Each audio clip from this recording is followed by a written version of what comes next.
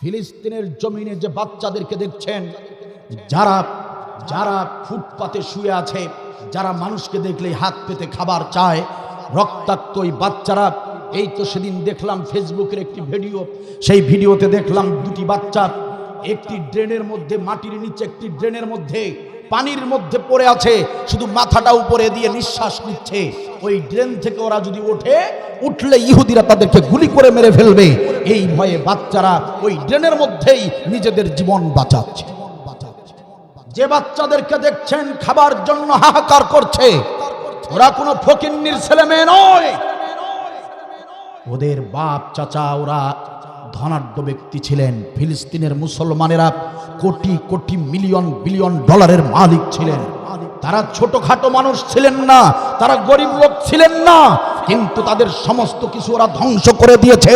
ওই বাচ্চাদের বাবা মাকে তারা হত্যা করে ফেলেছে। আজকে সেই বাচ্চারা যারা সোনার চামচ মুখে দিয়ে জন্ম নিয়েছে, আজকে তারা দেখুন মানুষের কাছে হাত পেতে খাবার চাচ্ছে। আজকে তাদের জীবন বাঁচানোর জন্য ট্রেনের ভিতরে লুকিয়ে থাকতে হচ্ছে। এই বাংলার নামাজিরা, এই বাংলার হাজিরা, এই বাংলাদেশের মুত্তাকিন বলে যারা দাবিদার, ভালো করে শুনুন, যদি ফিলিস্তিনের মতো আপনারা এরকম অবস্থা না চান, তাহলে এখনই সজাগ হন, এখনই সোচ্চার হন। নামাজ তো পড়তেই হবে, কিন্তু সেই নামাজের পাশাপাশি জিহাদ ফি সাবিলিল্লাহ, কাফের বেঈমানদের বিরুদ্ধে লড়াই করার প্রস্তুতি নেন। প্রস্তুতি যদি ঠিক সময়ে নিতে না পারেন, ফিলিস্তিন হয়ে যাবে এই দেশ, তখন কান্নাকাটি করে কোনো লাভ হবে না। ফিলিস্তিনের দিকে তাকালে কষ্ট হয়, চোখের পানি ঝরে। ফেসবুকে, ইউটিউবে ফিলিস্তিনি বাচ্চাদেরকে দেখলে আপনাদের কষ্ট লাগে। ওই দৃশ্য আর ফেসবুকে দেখতে হবে না।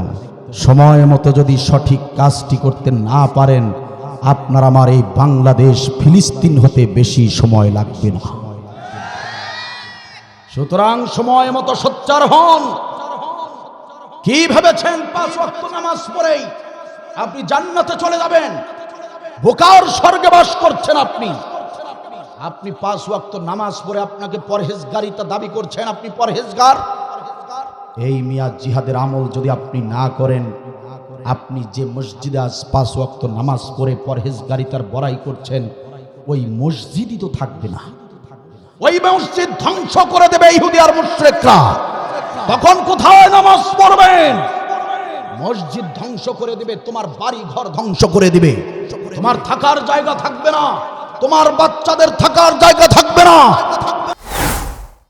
আমার আল্লাহর বক্তব্য, জিহাদ জিহাদ জিহাদ জিহাদ করো। কারণ হচ্ছে এই জিহাদ, এটি হচ্ছে ইসলামের মেরুদণ্ড, ইসলামের মেরুদণ্ড। আল্লামা কুতুব শহীদ রহমাতুল্লাহি আলাই, সৈয়দ কুতুব শহীদ রহমাতুল্লাহি আলাই, যিনি তাফসিরে ফি জিলালিল কোরআন নামক একটি প্রসিদ্ধ তাফসিরি গ্রন্থ লিখেছেন, যে তাফসিরি গ্রন্থটি বিশ্বের জমিনে 252টি ভাষায়, দুঃখিত 152টি ভাষায় যে তাফসিরি গ্রন্থ অনুবাদ করা হয়েছে, সেই তাফসিরি গ্রন্থে আল্লামা কুতুব শহীদ রহমাতুল্লাহি আলাই তিনি লিখেছেন, একটা মানুষের হাত কেটে ফেললেও বাঁচানো যায়, মানুষের পা কেটে ফেললেও বাঁচানো যায়, যায় না?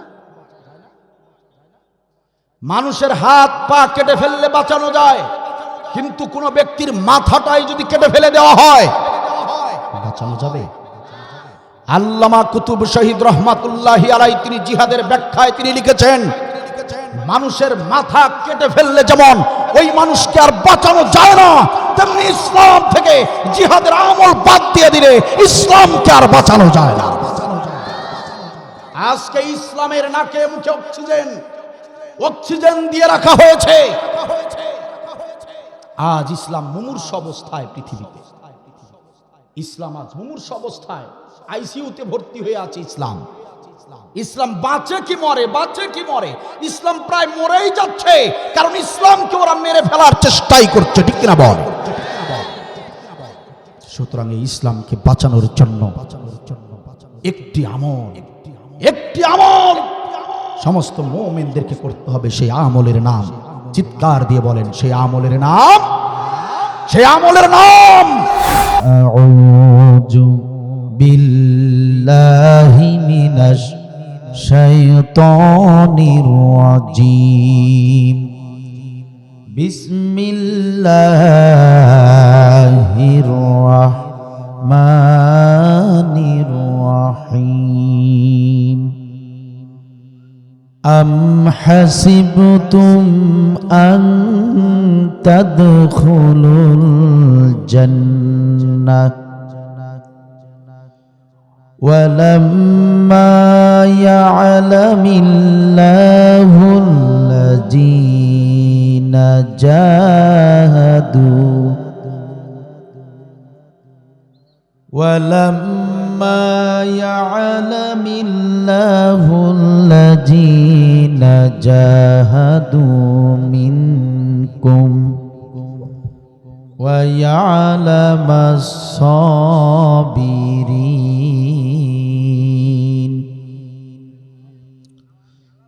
সাদাকাল্লাহুল আযীম।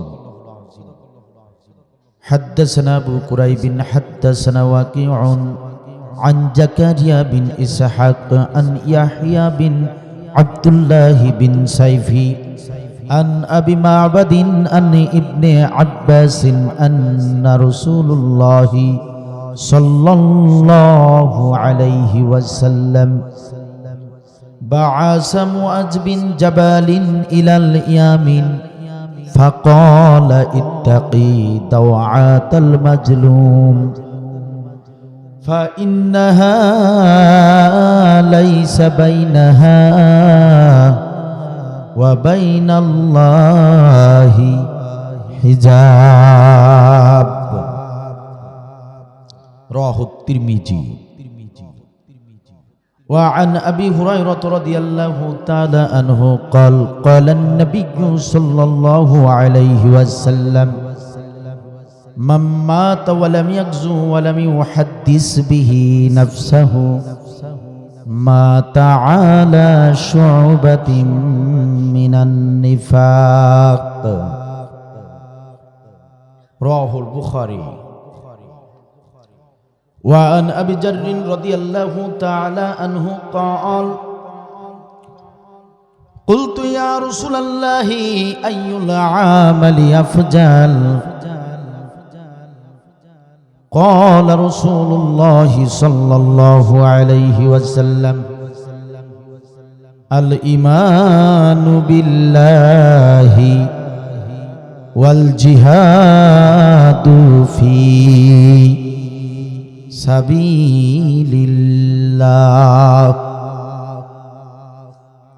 رواه متفق عليه।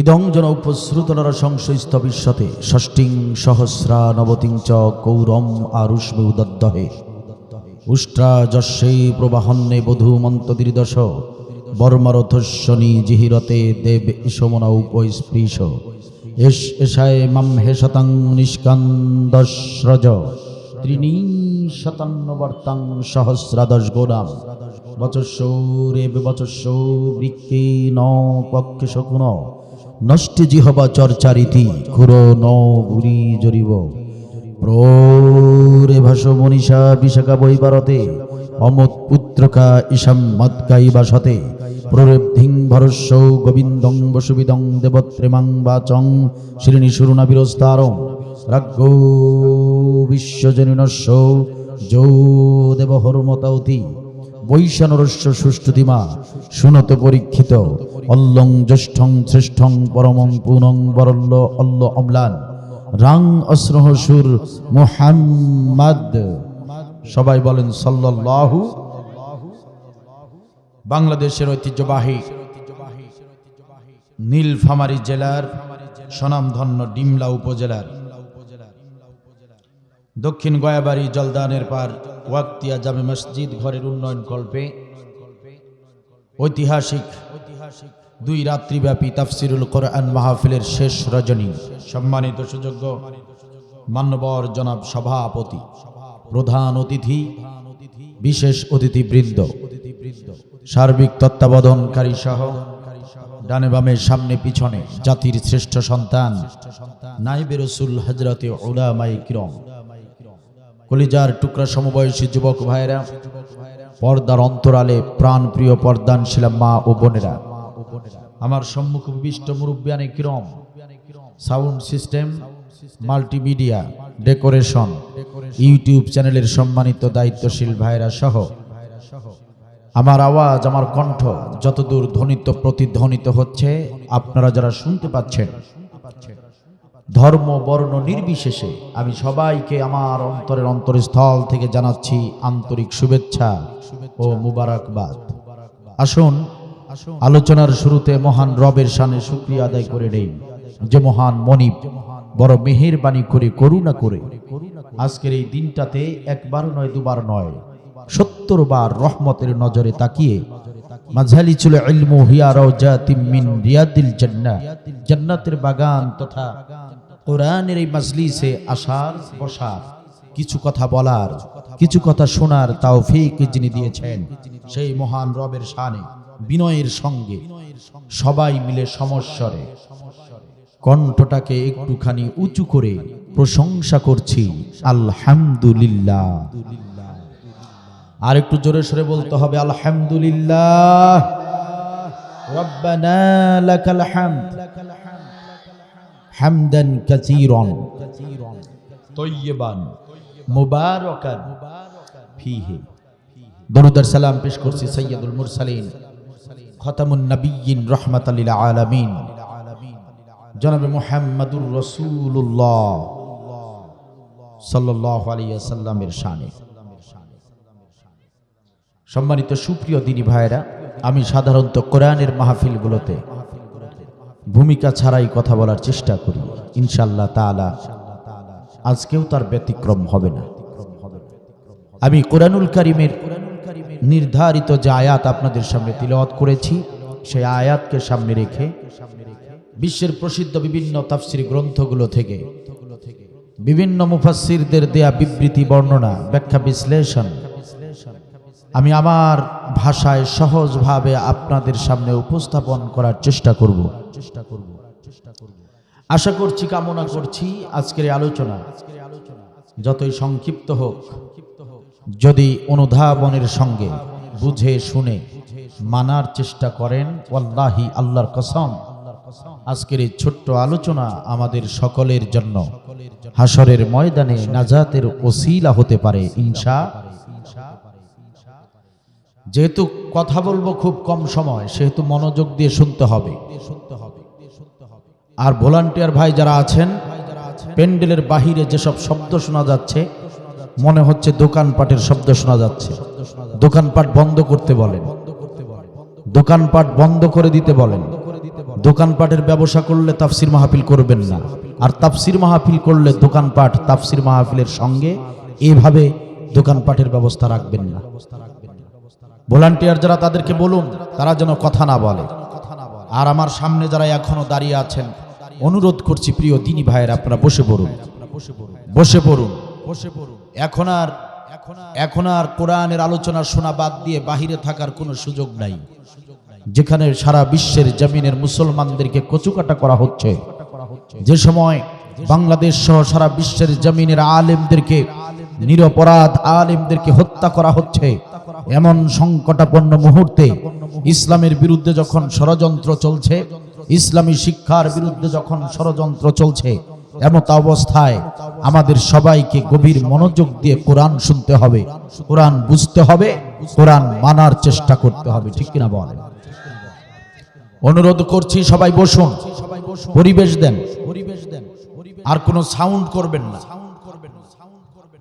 আমি কোরআনুল কারীমের 114টি সূরার ভেতর থেকে অতীব গুরুত্বপূর্ণ, বিশেষ মর্যাদাপূর্ণ অন্যতম একটি সূরা, 3 নম্বর সূরা, সূরা আলী ইমরান, 142 নম্বর আয়াত, একটি মাত্র আয়াত আপনাদের সামনে শুরুতেই তিলাওয়াত করেছি।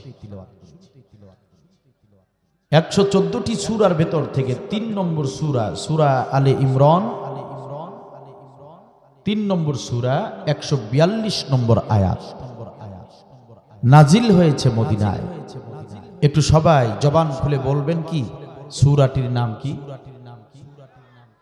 কই সবাই কই বলবো? ভিআইপি গিরি বাদ দেন, কোরআনের মাহফিলে বসে প্রশ্নের জবাব দিতে লজ্জা করে, জাহান্নামে যেতে লজ্জা করবে না? প্রভাব প্রতিপত্তি ক্ষমতা অহংকার এগুলো পৃথিবীতেই থাকবে, মৃত্যুর পর এসব আপনার সঙ্গী হবে না। হাসরের ময়দানে হিসাবের দিনকে ভয় করুন, নিজেদেরকে আল্লাহর গোলাম হিসেবে হাজির করুন, পেশ করুন। জবান খুলে সবাইকে বলতে হবে, আমার ডানে বামে পিছনে সামনে সবাইকে বলতে হবে কয় নম্বর সূরা? একটু সবাই মিলে বলুন, কয় নম্বর সূরা? 3 নম্বর সূরা নাজিল হয়েছে মদিনায়। এই যে ফাঁকা জায়গা রেখে আপনারা পিছনে বসছেন কেন? একটা চেয়ার নিয়ে এদিকে বসেন। ফাঁকা জায়গা রাখবেন কেন? সামনে ফাঁকা রেখে পিছনে বসবেন কেন আপনারা? এবার কিভাবে বসানো হয়েছে এগুলা? চেয়ার, সোফা সেট, এগুলো তো ভিডিও হচ্ছে, এগুলো তো সারা বিশ্বে ছড়িয়ে যাবে নাকি? এই যে দেখেন কয়টা ক্যামেরা, দেখেন আমার তো একটা নিজস্ব ক্যামেরা আছে।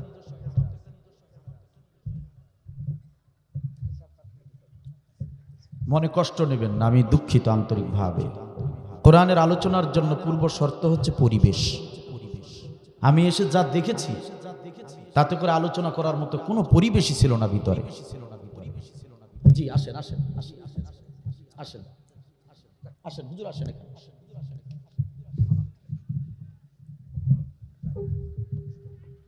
কষ্ট পেলেন আপনারা? আমাদের কষ্ট, আমাদের দুঃখ, আমাদের যন্ত্রণা, আমাদের ত্যাগ, আমাদের স্যাক্রিফাইস সব আমরা কার খুশির জন্য করি? আল্লাহর খুশির জন্য।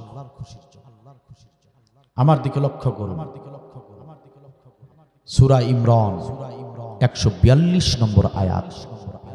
একটি আয়াতে আল্লাহ রাব্বুল আলামিন আমাদেরকে 2টি আমলের নির্দেশ দিয়েছেন। চিল্লায় বলেন আল্লাহু আকবার।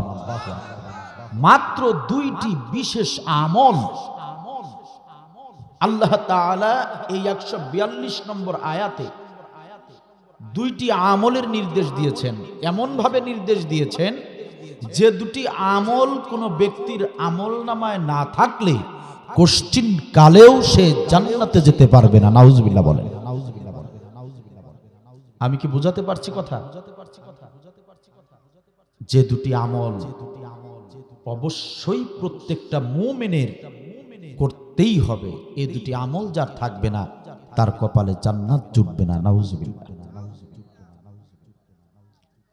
আসুন আমার দিকে মনোযোগ দিন, আসুন আল্লাহর ভাষায় শুনে নেই আল্লাহ কি বলেছেন। আল্লাহ তাআলা বলছেন, আম হাসিবতুম আন তাদখুলুল জান্নাহ,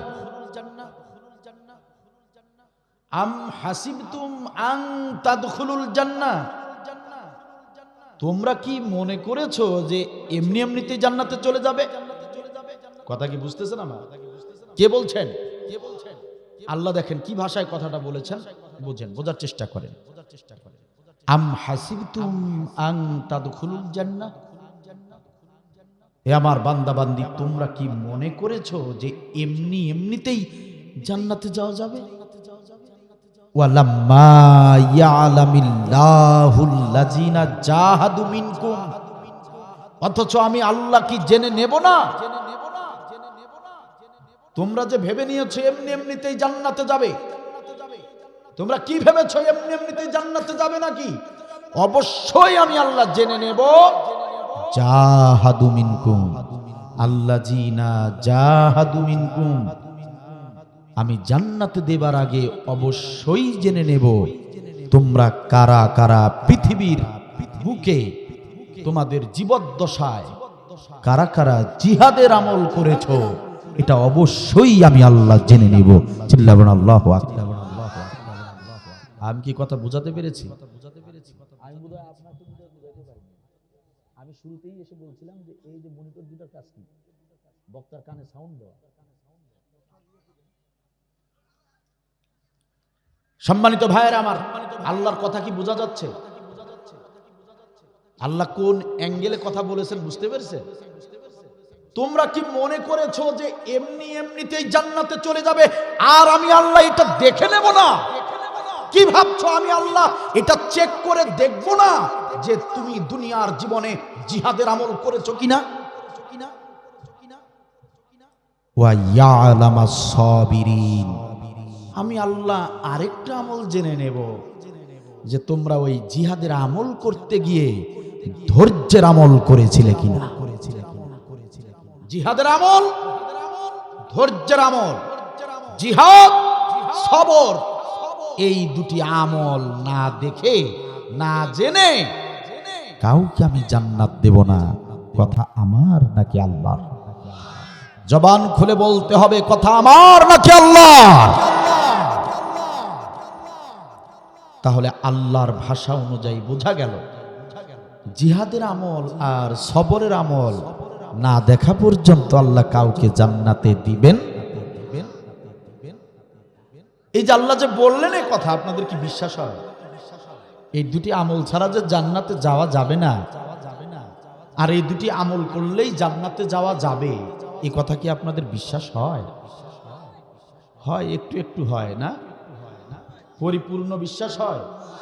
ওই সামনের ভাইদের হয়, পিছনের ভাইদের হয় না? একটু তাহলে সবাই আওয়াজ দিয়ে বলেন বিশ্বাস কি হয়? কারণ কথা কার? আল্লাহ মিথ্যা বলেন?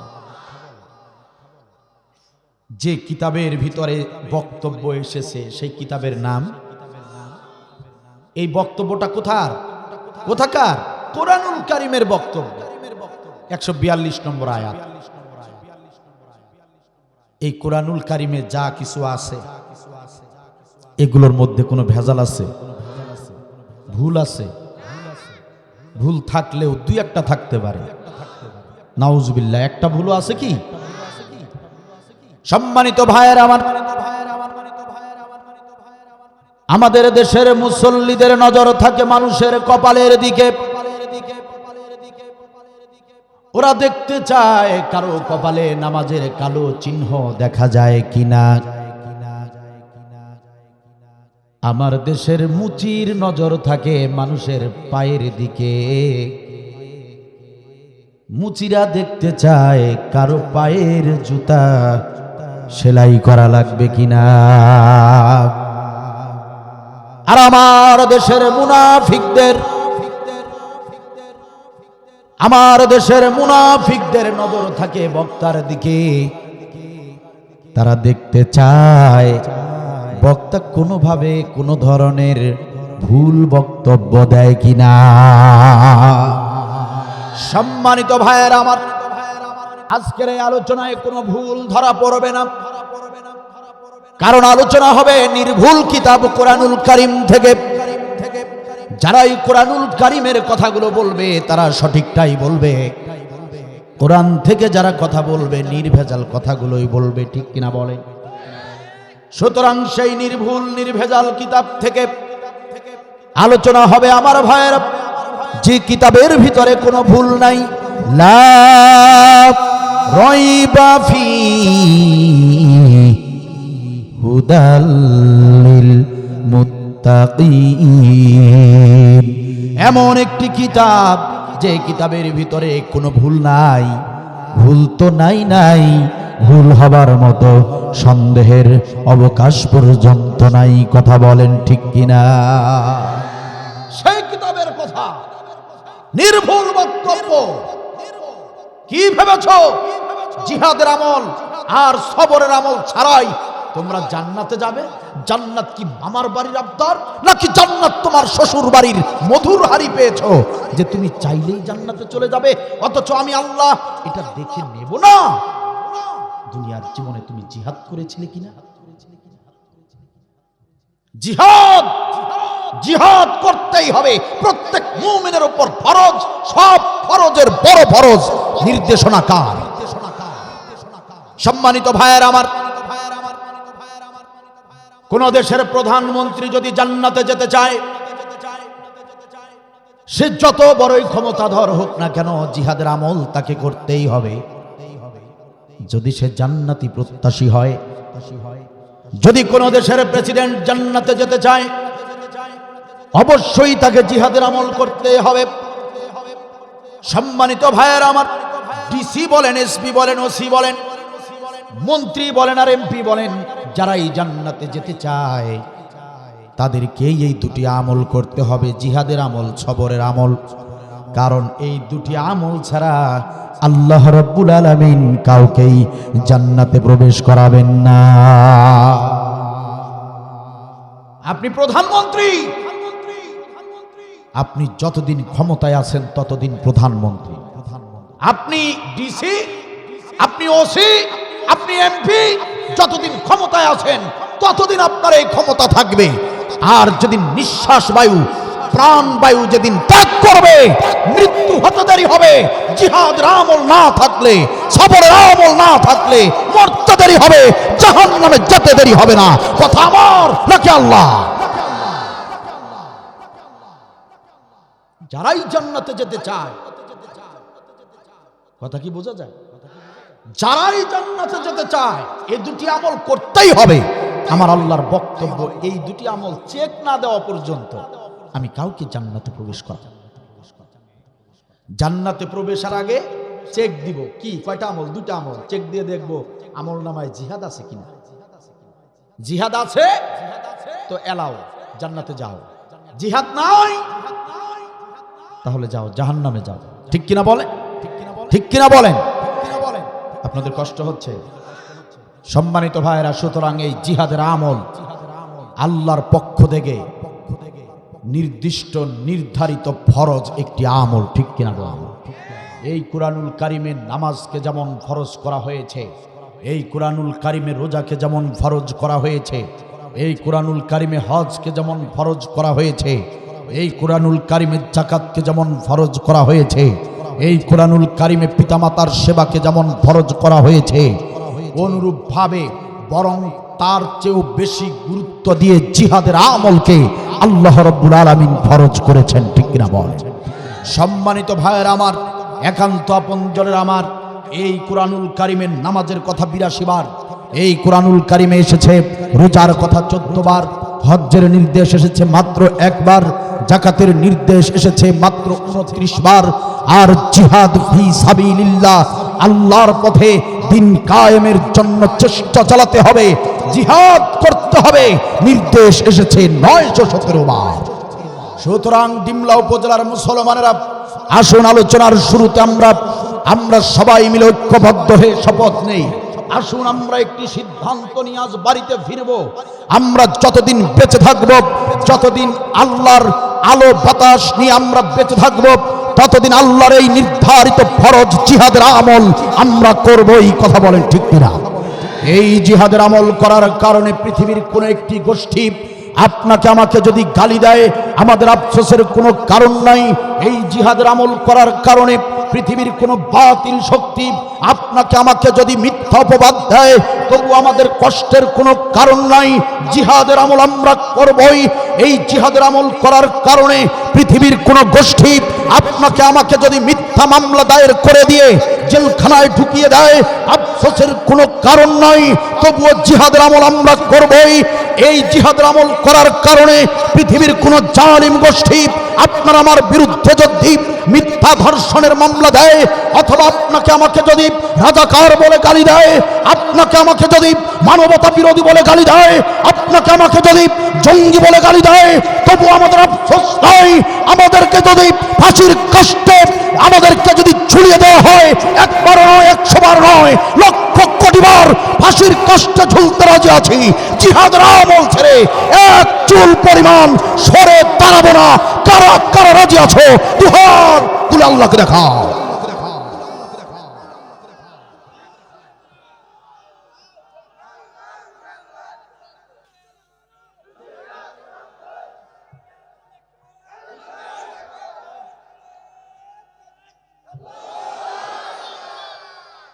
মাশাআল্লাহ, জাযাকাল্লাহ, আল্লাহ কবুল করুন। তাকবীর হয়েছে কিন্তু ভোল্টেজ নাই,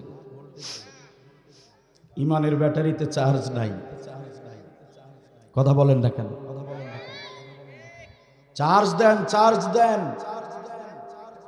সময় খুব ভালো না, সময়টা বড় খারাপ। সময় মতো যদি ইমানের ব্যাটারিতে চার্জ দিতে না পারেন, সামনের এমন কিছু দিন আসতেছে ফিলিস্তিনের দিকে তাকালে কষ্ট হয়, চোখের পানি ঝরে। ফেসবুকে, ইউটিউবে ফিলিস্তিনি বাচ্চাদেরকে দেখলে আপনাদের কষ্ট লাগে। ওই দৃশ্য আর ফেসবুকে দেখতে হবে না।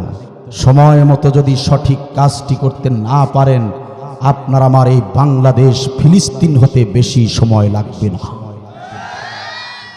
সুতরাং সময় মতো সোচ্চার হন। কি ভেবেছেন 5 ওয়াক্ত নামাজ পড়েই আপনি জান্নাতে চলে যাবেন? বোকার স্বর্গে বাস করছেন আপনি। আপনি 5 ওয়াক্ত নামাজ পড়ে আপনাকে পরহেজগারিতা দাবি করছেন, আপনি পরহেজগার। এই মিয়া জিহাদের আমল যদি আপনি না করেন, আপনি যে মসজিদে আজ 5 ওয়াক্ত নামাজ পড়ে পরহেজগারিতার বড়াই করছেন, ওই মসজিদই তো থাকবে না। ওই মসজিদ ধ্বংস করে দেবে ইহুদি আর মুশরিকরা। তখন কোথায় নামাজ পড়বেন? মসজিদ ধ্বংস করে দিবে, তোমার বাড়ি ঘর ধ্বংস করে দিবে, তোমার থাকার জায়গা থাকবে না, তোমার বাচ্চাদের থাকার জায়গা থাকবে না। ফিলিস্তিনের জমিনে যে বাচ্চাদেরকে দেখছেন, যারা যারা ফুটপাতে শুয়ে আছে, যারা মানুষকে দেখলে হাত পেতে খাবার চায়, রক্তাক্ত ওই বাচ্চারা। এই তো সেদিন দেখলাম ফেসবুকের একটি ভিডিও, সেই ভিডিওতে দেখলাম 2টি বাচ্চা একটি ড্রেনের মধ্যে, মাটির নিচে একটি ড্রেনের মধ্যে পানির মধ্যে পড়ে আছে, শুধু মাথাটা উপরে দিয়ে নিঃশ্বাস নিচ্ছে। ওই ড্রেন থেকে ওরা যদি উঠলে ইহুদিরা তাদেরকে গুলি করে মেরে ফেলবে, এই ভয়ে বাচ্চারা ওই ড্রেনের মধ্যেই নিজেদের জীবন বাঁচাচ্ছে। যে বাচ্চাদেরকে দেখছেন খাবার জন্য হাহাকার করছে, ওরা কোনো ফকিন্নির ছেলে মেয়ে নয়। ওদের বাপ চাচা ওরা ধনাঢ্য ব্যক্তি ছিলেন। ফিলিস্তিনের মুসলমানেরা কোটি কোটি মিলিয়ন বিলিয়ন ডলারের মালিক ছিলেন। তারা ছোটখাটো মানুষ ছিলেন না, তারা গরিব লোক ছিলেন না, কিন্তু তাদের সমস্ত কিছু ওরা ধ্বংস করে দিয়েছে। ওই বাচ্চাদের বাবা মাকে তারা হত্যা করে ফেলেছে। আজকে সেই বাচ্চারা যারা সোনার চামচ মুখে দিয়ে জন্ম নিয়েছে, আজকে তারা দেখুন মানুষের কাছে হাত পেতে খাবার চাচ্ছে। আজকে তাদের জীবন বাঁচানোর জন্য ট্রেনের ভিতরে লুকিয়ে থাকতে হচ্ছে। এই বাংলার নামাজিরা, এই বাংলার হাজিরা, এই বাংলাদেশের মুত্তাকিন বলে যারা দাবিদার, ভালো করে শুনুন। যদি ফিলিস্তিনের মতো আপনারা এরকম অবস্থা না চান, তাহলে এখনই সজাগ হন, এখনই সোচ্চার হন। নামাজ তো পড়তেই হবে, কিন্তু সেই নামাজের পাশাপাশি জিহাদ ফি সাবিলিল্লাহ, কাফের বেঈমানদের বিরুদ্ধে লড়াই করার প্রস্তুতি নেন। প্রস্তুতি যদি ঠিক সময়ে নিতে না পারেন, ফিলিস্তিন হয়ে যাবে এই দেশ, তখন কান্নাকাটি করে কোনো লাভ হবে না। আমার আল্লাহর বক্তব্য, জিহাদ জিহাদ জিহাদ জিহাদ করো। কারণ হচ্ছে এই জিহাদ, এটি হচ্ছে ইসলামের মেরুদণ্ড, ইসলামের মেরুদণ্ড। আল্লামা কুতুব শহীদ রহমাতুল্লাহি আলাইহি, সৈয়দ কুতুব শহীদ রহমাতুল্লাহি আলাইহি, যিনি তাফসিরে ফি জিলালিল কোরআন নামক একটি প্রসিদ্ধ তাফসিরি গ্রন্থ লিখেছেন, যে তাফসিরি গ্রন্থটি বিশ্বের জমিনে 252টি ভাষায়, দুঃখিত 152টি ভাষায় যে তাফসিরি গ্রন্থের অনুবাদ করা হয়েছে, সেই তাফসিরি গ্রন্থে আল্লামা কুতুব শহীদ রহমাতুল্লাহি আলাইহি তিনি লিখেছেন, একটা মানুষের হাত কেটে ফেললেও বাঁচানো যায়, মানুষের পা কেটে ফেললেও বাঁচানো যায়, যায় না? মানুষের হাত পা কেটে ফেললে বাঁচানো যায়, কিন্তু কোন ব্যক্তির মাথাটাই যদি কেটে ফেলে দেওয়া হয়, বাঁচানো যাবে? আল্লামা কুতুব শহীদ রহমাতুল্লাহি আলাইহি তিনি জিহাদের ব্যাখ্যায় তিনি লিখেছেন, মানুষের মাথা কেটে ফেললে যেমন ওই মানুষকে আর বাঁচানো যায় না, তেমনি ইসলাম থেকে জিহাদের আমল বাদ দিয়ে দিলে ইসলামকে আর বাঁচানো যায় না। আজকে ইসলামের নাকে মুখে অক্সিজেন দিয়ে রাখা হয়েছে।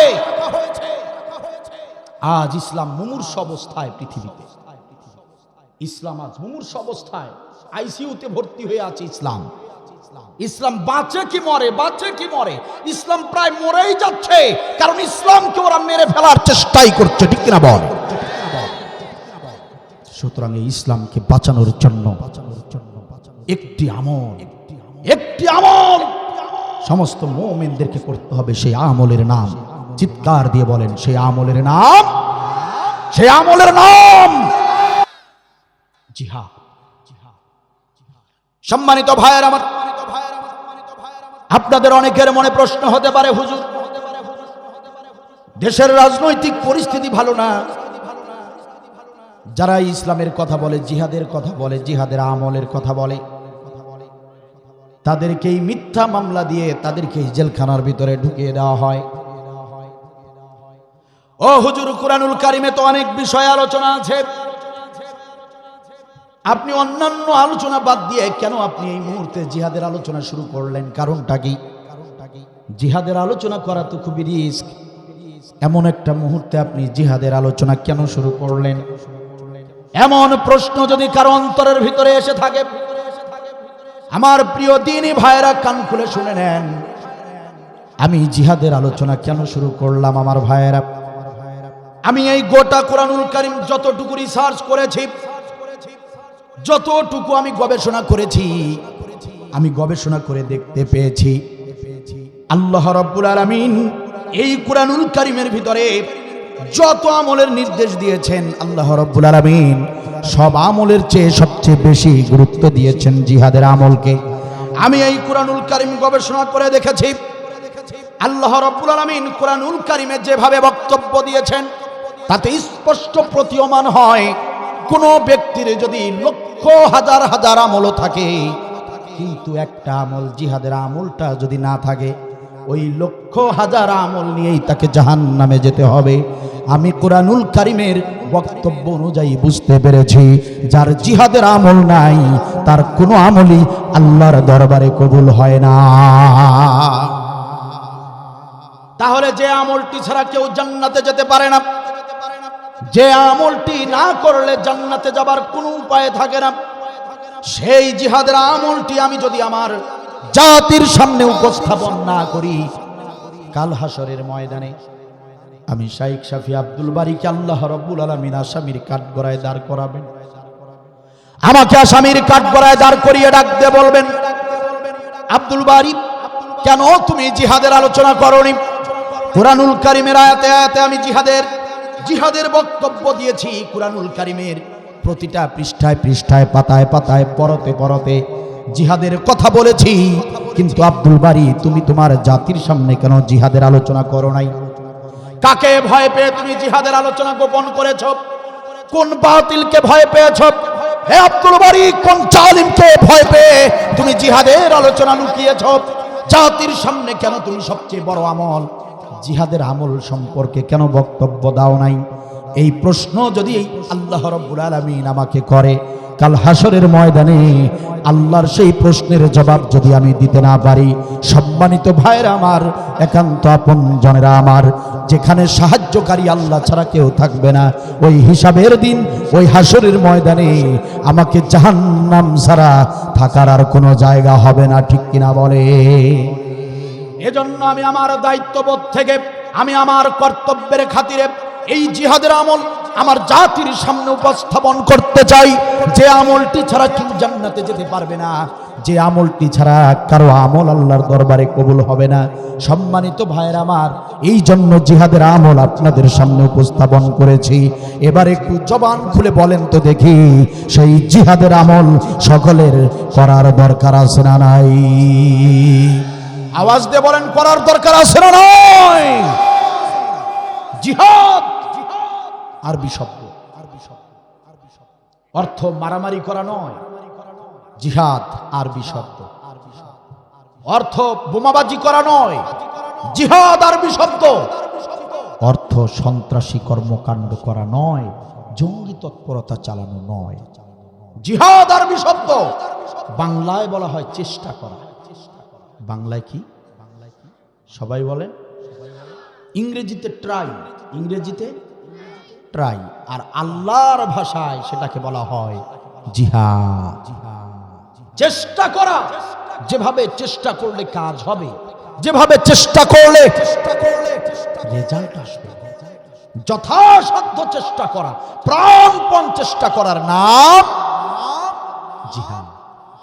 আল্লাহর এই জমিনে আল্লাহর কোরআনের আইন প্রতিষ্ঠা করবার জন্য চেষ্টার দরকার আছে না নাই? ওটার নাম জিহাদ। আপনারা যারা এসেছেন যদি চেষ্টা না করতেন আসতে পারতেন? চেষ্টা যদি না করেন বাড়িতে যেতে পারবেন? চেষ্টা না করলে উঠে দাঁড়াতে পারবেন? বাসায় যাবার পর ভাবি আপনাদের সামনে খাবার দিয়েছে, খাবারের প্লেট দিয়েছে, আপনি যদি চেষ্টা না করে, আপনি যদি নিজের হাতটা দিয়ে যদি আপনি ভাতটুকু নিজের মুখে না তুলে নেন, জিবরিল আমিন এসে আপনাকে খাওয়াই দিয়ে যাবে। তাহলে উঠতে বসতে শুইতে খাইতে সব কাজে যদি চেষ্টার প্রয়োজন হয়, আল্লাহর জমিনে আল্লাহর কোরআনের রাজ প্রতিষ্ঠার জন্য চেষ্টার প্রয়োজন আছে না নাই? আল্লাহ সে কথাই বলেছেন, চেষ্টা চালাও। এই বাচ্চাদেরকে আপনারা থামান না কেন?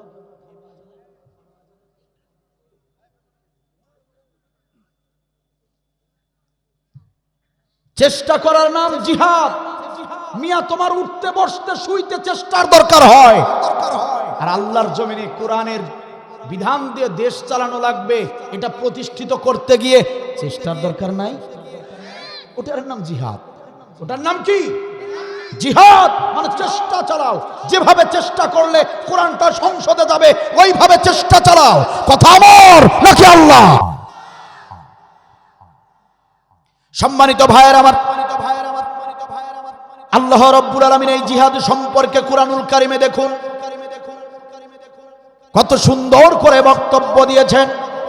আল্লাহ রাব্বুল আলামিন বলেন, ইয়া আইয়ুহাল্লাযীনা আমানু হাল আদুল্লুকুম আলা তিজারাতিন তুজিকুম মিন আযাবিন আলীম। ও আমার ইমানদার বান্দা বান্দি, হাল আদুল্লুকুম আলা তিজারা, আমি আল্লাহ তোমাদেরকে এমন একটি আমলের কথা কি বলবো না? আমি আল্লাহ তোমাদেরকে এমন একটি ব্যবসার কথা কি বলে দেব না, যে ব্যবসা করলে জাহান্নামের আগুন তোমাদের জন্য হারাম হয়ে যাবে? সুবহানাল্লাহ বলে। আল্লাহ রাব্বুল আলামিন কতটা দরদ নিয়ে কথাটা বলেছেন, ভালো করে মনোযোগ দিবেন। ডিমলা উপজেলার মুসলমানেরা আর কখনো জীবনে দেখা হবে কিনা কোনো গ্যারান্টি নাই। সম্মানিত ভাইয়েরা আমার, হতে পারে আজকের রাতটাই আমাদের কারো জীবনের শেষ রাত। কাল সকাল বেলার নতুন সূর্যটা দেখতে পারবো কিনা কোনো গ্যারান্টি নেই, কোনো ওয়ারেন্টি নাই। সম্মানিত ভাইয়েরা আমার, আজকের এই ছোট্ট আলোচনা অনুধাবনের সঙ্গে বুঝে বুঝে যদি মানার চেষ্টা করেন, ওয়াল্লাহি আল্লাহ নামের কসম করে বলছি, এই ছোট্ট আলোচনা বুঝে শুনে যদি মানার চেষ্টা করেন, আজকের এই ছোট্ট 1 ঘন্টার আলোচনা হাসরের ময়দানে নাজাতের ওসিলা হয়ে যাবে ইনশাআল্লাহ।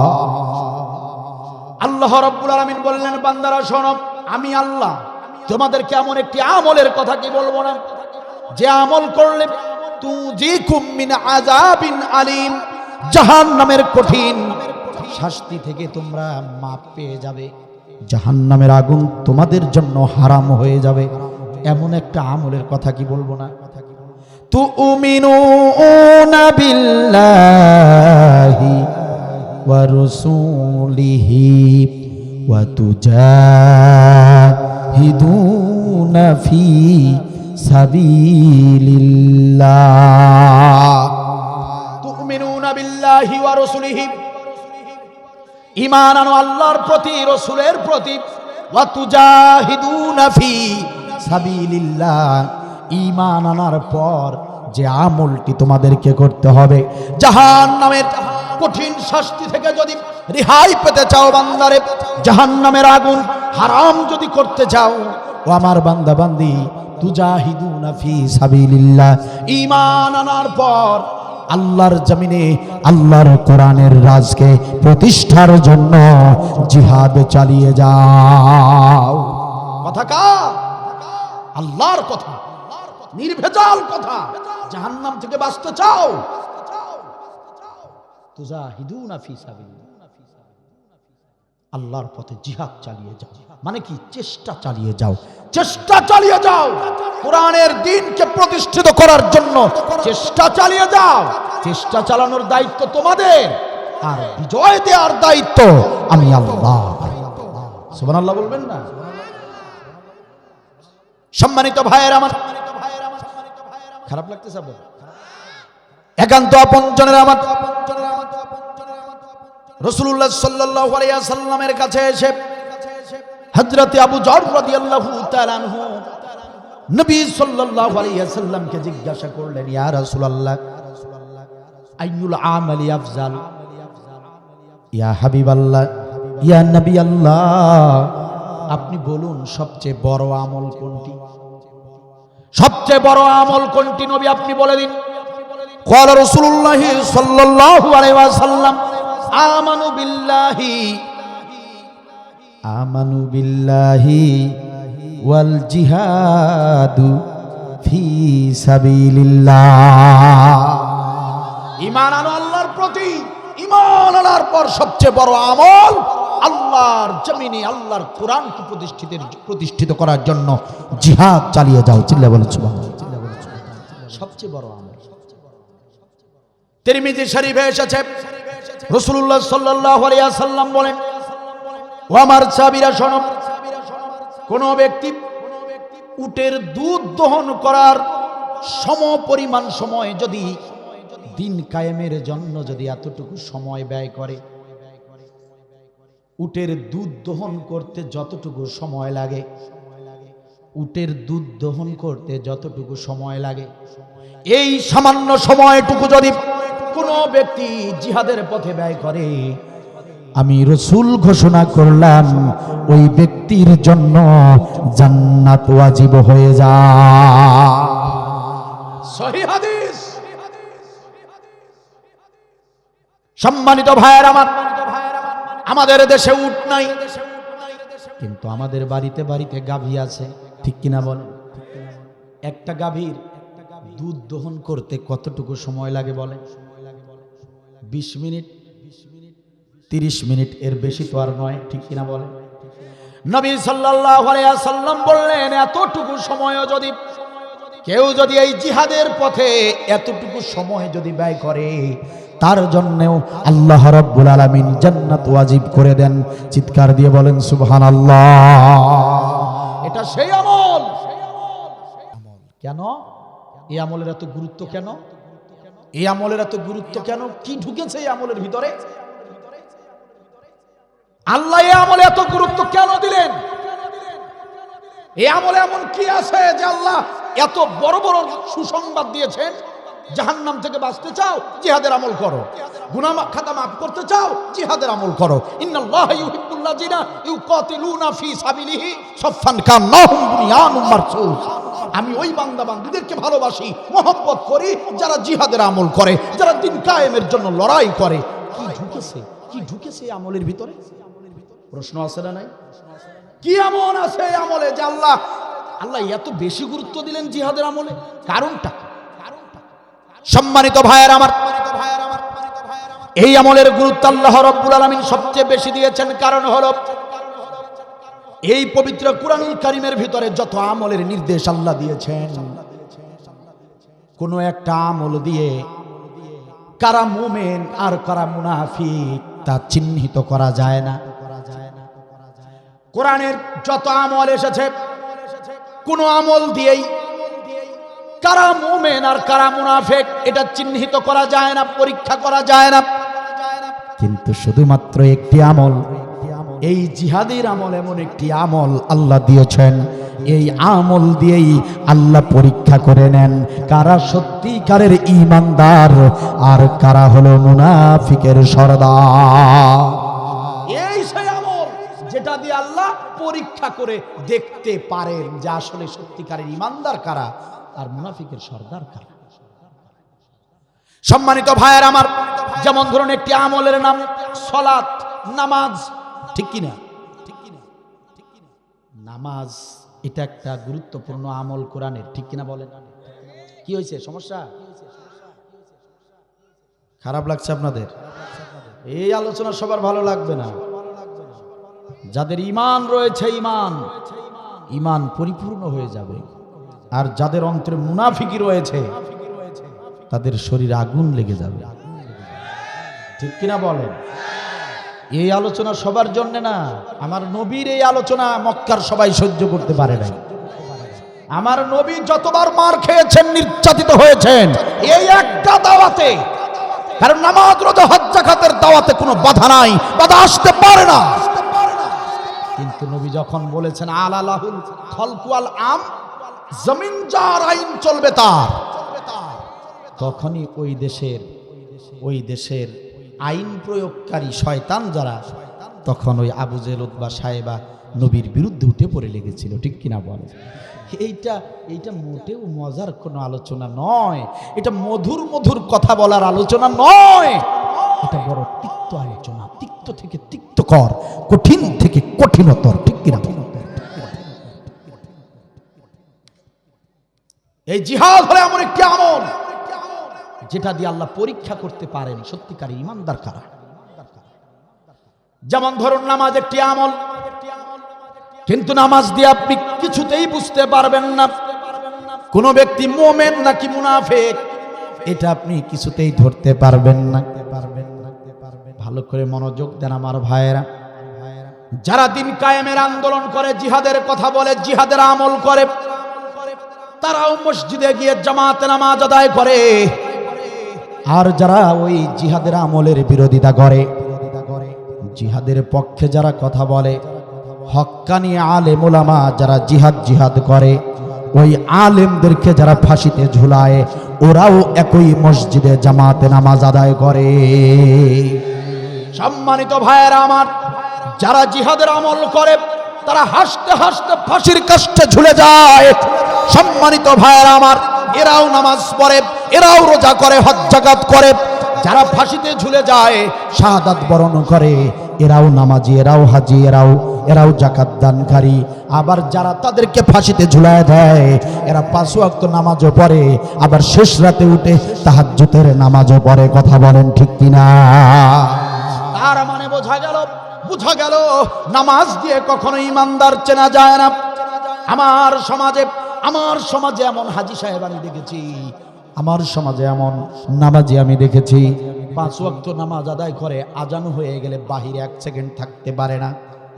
অন্তরটা মসজিদের সাথে ঝুলানো।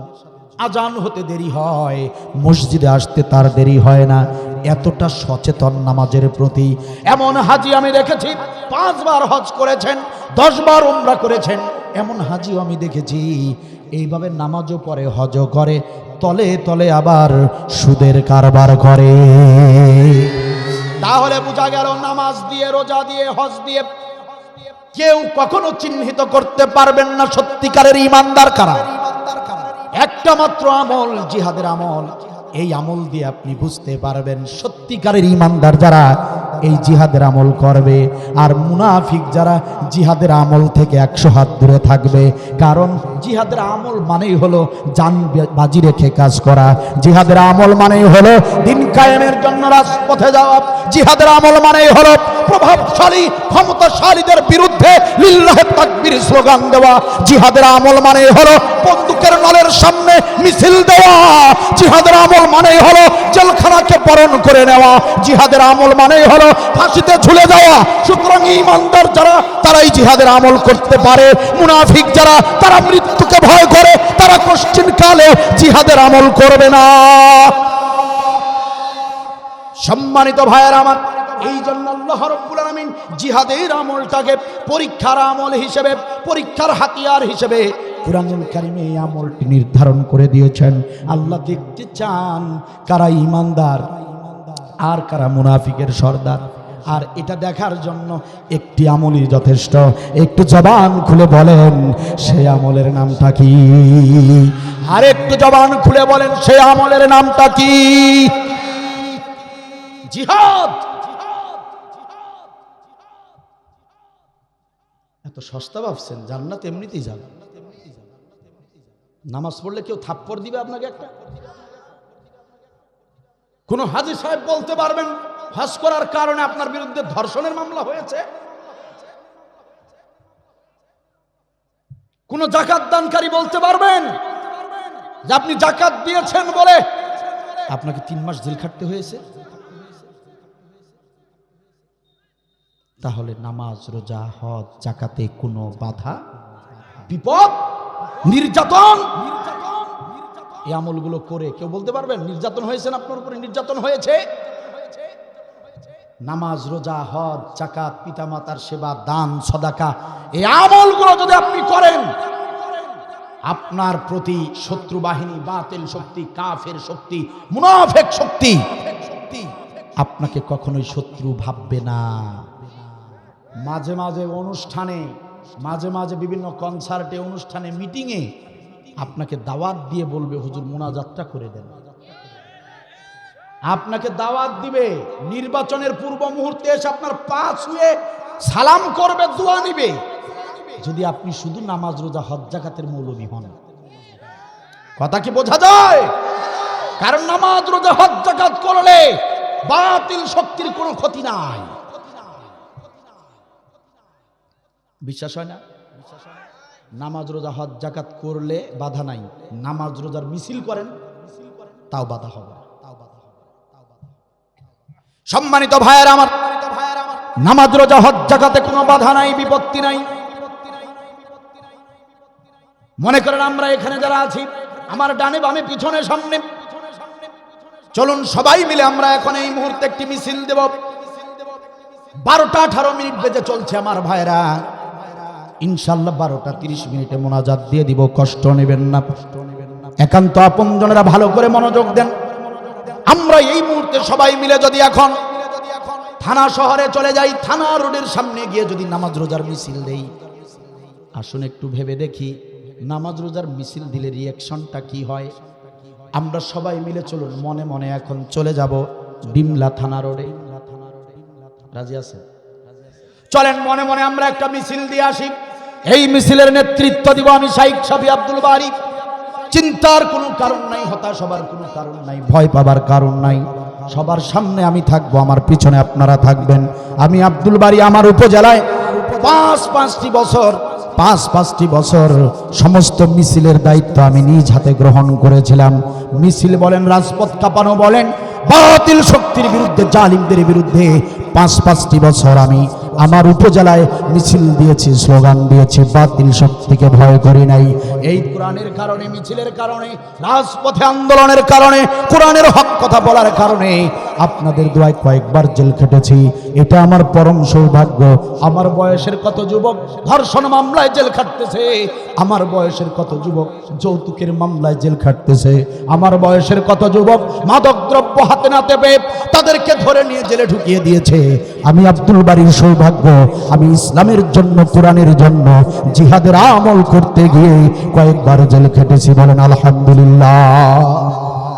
এই আব্দুল বারী আজ এই মিছিলের সামনে থাকবে, আপনারা পিছনে থাকবেন। নামাজ রোজার একটা মিছিল হয়ে যাবে থানার সামনে। লিল্লাহে তাকবীর,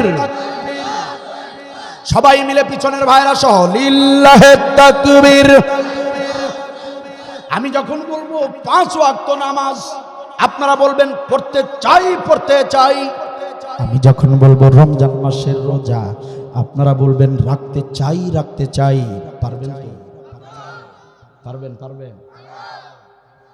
তাহলে শুরু হয়ে যাক। আমরা এখন চলে গেলাম, আমরা মিছিল শুরু করে দেব। লিল্লাহে তাকবীর। 5 ওয়াক্ত নামাজ, রমজান মাসের রোজা, 5 ওয়াক্ত নামাজ। মনে করেন এই মিছিলটা আমরা সাজিয়ে গুছিয়ে নিয়ে চলে গেলাম থানা রোডে। গিয়ে যখন ঝংকার দিয়ে আমরা মিছিলটা শুরু করে দিলাম, থানার ভিতরে থাকা ওসি সাহেব লাফ দিয়ে উঠবে, সর্বনাশ, রাত 12:30টায় এই সময় আবার কোন দল মিছিল নিয়ে আসে? ঘটনা তো ভালো না, এত গভীর রাতে আবার কিসের মিছিল?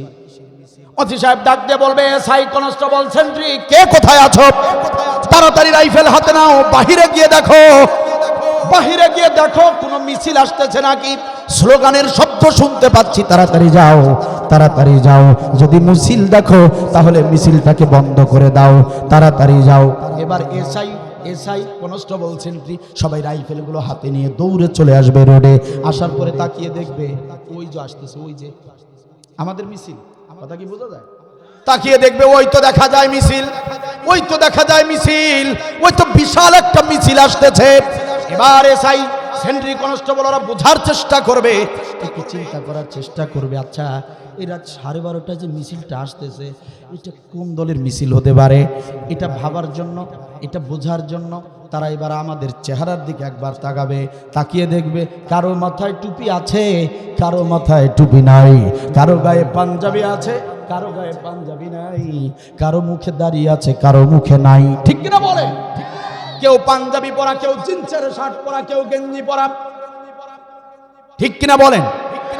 সম্মানিত ভাইয়েরা আমার, এরপরে এরকম মিশ্রিত জনগণের চেহারা দেখার পরে তখন তারা বুঝে নেবে আসলে এদের চেহারা স্রোত দেখে বোঝা যাচ্ছে এরা ওই দলের লোক।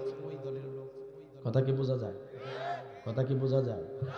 সম্মানিত ভাইয়েরা আমার, এরা ওই দলের লোক, কারণ ওই দলে মাস্টার, ডাক্তার, অফিসার, মৌলানা, হাজি, গাজী, কৃষক, দিনমজুর সবাই।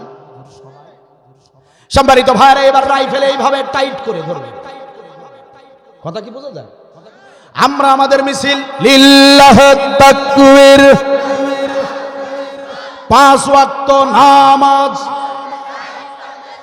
রমজান মাসের রোজা, আমরা আমাদের মিছিল নিয়ে সামনের দিকে এগিয়ে যাব।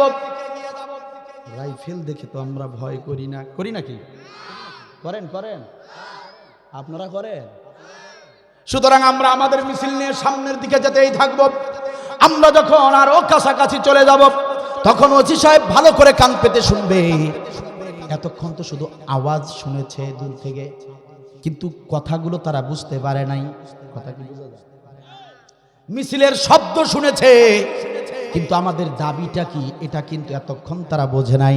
আমরা যখন কাছাকাছি এসে গেছি আর যখন স্লোগান দিচ্ছি তখন ওসি সাহেব ভালো করে বুঝতে পারবে এরা 5 ওয়াক্ত নামাজ পড়তে চায়, এরা রমজান মাসে রোজা রাখতে চায়।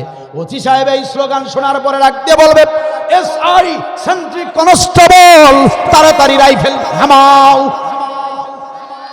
এসআই ডাক দিয়ে বলবে, স্যার একবার তুলতে বলেন আবার নামাতে বলেন, কারণটা কি, ঘটনা কি স্যার? ওসি ডাক দিয়ে বলবে, এসআই তুমি কি বোঝো না? আরে তুমি কি শোনো না? আরে তুমি কি ওদের মিছিলটা শোনো না? এরা আসলে ওরা না, আর এরা তো নামাজ পড়তে চায়, এরা তো রোজা করতে চায়, এরা তো ভালো। এরা কি? এরা ভালো। ভালোর ভালো যারা, এরা ভালোর চেয়েও ভালো, তাদেরকে বলা হয় ভালো। পারবেন? বলেন তো দেখি, ভালো। কারণ এরা নামাজ পড়তে চায়, রোজা করতে চায়, এরা তোর জিহাদ টিহাদ চায় না, এরা ভালো। সম্মানিত ভাইয়েরা ডাকতে বলবে, ছাই ও সেন্ট্রি কনস্টেবল ওরা 5 ওয়াক্ত নামাজ পড়তে চায়, কেন বোঝো না? এরা 5 ওয়াক্ত কেন? এরা যদি দৈনিক 500 ওয়াক্ত নামাজ পড়ে আমাদের কোনো ক্ষতি নাই, আমাদের যে উনি আছে উনারও ক্ষতি নাই। আছে আছে আপনি 500 ওয়াক্ত নামাজ যদি পড়েন, মসজিদে পড়েন আর বাড়িতে পড়েন, তাতে কারো কোনো ক্ষতি আছে? লাভ আছে। ওরা চায় আপনারা বেশি বেশি নামাজ পড়েন, আপনারা নামাজে ব্যস্ত থাকবেন, সিজদায় পড়ে থাকবেন জমিনে, সিজদা থেকে উঠে সালাম ফিরায় দেখবেন ঘর বাড়িতে যা ছিল সব লুটপাট। লাভ আছে না নাই? আরে ছাই কেন বোঝো না? তুমি কেন বোঝো না? ওরা রমজান মাসে রোজা রাখতে চায়। আরে শুধু রমজানে কেন, ওরা যদি গোটা 12 মাস রোজা রাখে আমাদের কোনো ক্ষতি নাই, আমাদের যে ম্যাডাম আছে উনারও ক্ষতি নাই। আছে আছে আছে। সম্মানিত ভাইয়েরা আমার, এবার আমরা আমাদের মিছিল চলছে 5 ওয়াক্ত নামাজ, রমজান মাসে রোজা। ভয় পেয়েছেন নাকি? জোর গুলি করবে না তো, নামায় ফেলাইছে, রাইফেল নামায় ফেলাইছে। 5 ওয়াক্ত নামাজ। এবার ওনাদের সামন দিয়ে আমরা যাচ্ছি, 5 ওয়াক্ত নামাজ। একটু ভোল্টেজ বেশি হবে না? রমজান মাসে রোজা আমরা যখন এভাবে তাদের সামন দিয়ে যাব আর বলবো 5 ওয়াক্ত নামাজ পড়তে চাই, ওসি সাহেব বলবে হুজুর চালায়া যান, আপত্তি নাই। কথা বলেন না কেন? আপত্তি আছে?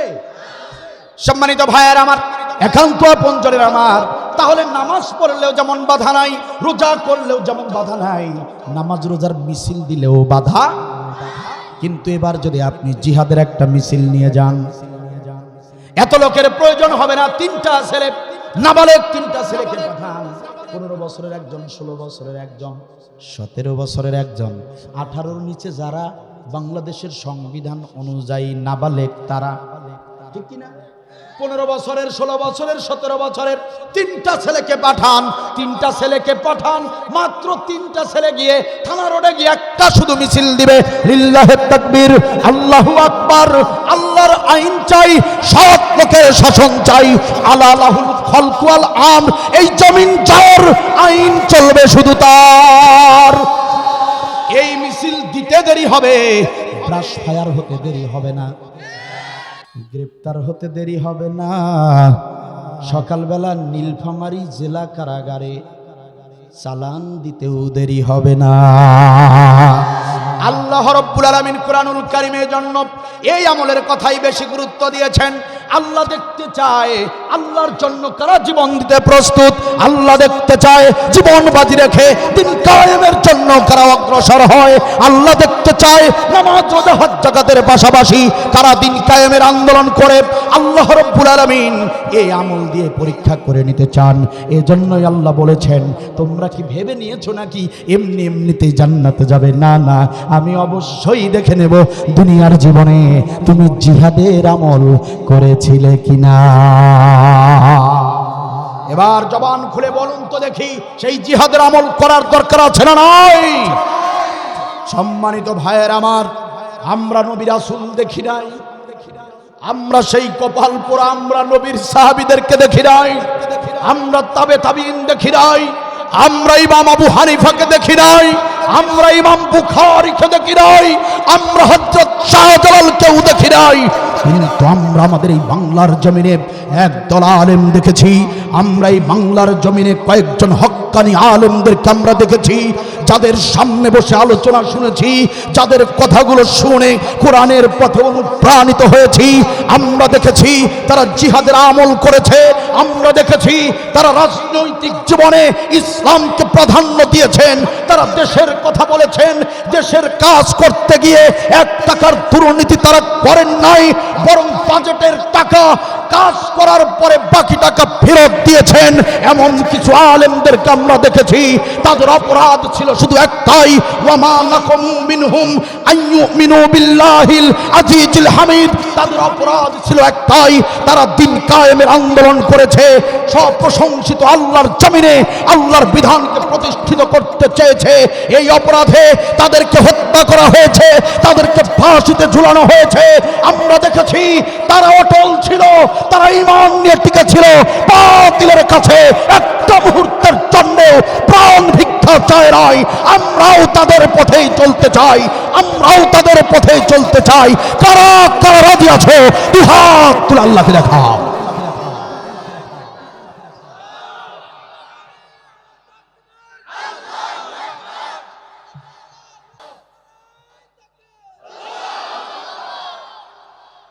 মাশাআল্লাহ, জাযাকাল্লাহ। এই জিহাদের আমল সবাইকে করতে হবে, এটা ফরজ। মাহফিলের সভাপতি কি, প্রধান অতিথি কি, প্রধান আলোচক কি, শ্রোতা কি, আমার মা বোনেরা সবাইকেই করতে হবে জিহাদের আমল, ঠিক কিনা বলেন? এই জিহাদের আমল একা করার কোনো আমল, সফান কান্নাহুম বুনিয়ানুম মারসুস, দলবদ্ধভাবে দলের মাধ্যমে ঐক্যবদ্ধ হয়ে করতে হবে। নির্দেশ কার? তাহলে জিহাদের যে দল, ইসলামী আন্দোলনের যে দল, যে দল দিন কায়েমের চেষ্টা করে, তাদের সঙ্গেই থাকতে হবে, ঠিক কিনা বল? রাজি আছেন আপনারা? আল্লাহ আমাকে সহ আপনাদের সবাইকে দ্বীনের জন্য, ইসলামের জন্য, জিহাদের আমলের জন্য কবুল করুন। আর এই আমল করতে গিয়ে যত নির্যাতন আসুক, ষড়যন্ত্র আসুক, আমরা যেন সবর করতে পারি। 2 নম্বর আমল, আমরা যেন ধৈর্য ধারণ করতে পারি, ধৈর্যের সঙ্গে যেন আমরা আমাদের ঈমান টিকিয়ে রাখতে পারি। আল্লাহ তৌফিক দান করুন। আওয়াজ দিয়ে বলেন আমিন, চিল্লায় বলেন আমিন। খুব সংক্ষিপ্ত আকারে একটা মোনাজাত দিব, উঠবেন না, খুব সংক্ষিপ্ত আকারে